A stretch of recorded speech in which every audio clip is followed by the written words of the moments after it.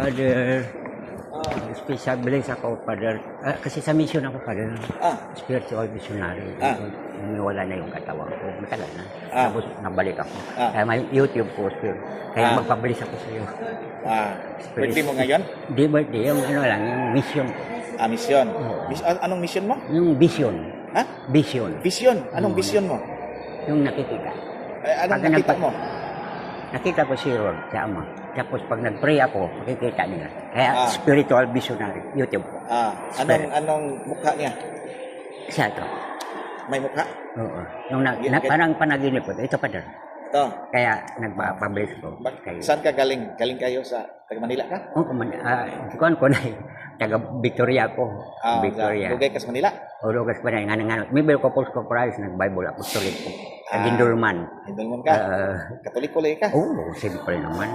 So, sa Bible Apostolic, Miguel. Bible Apostolic ko sa Gindulman ako. Sa Santo. Amen.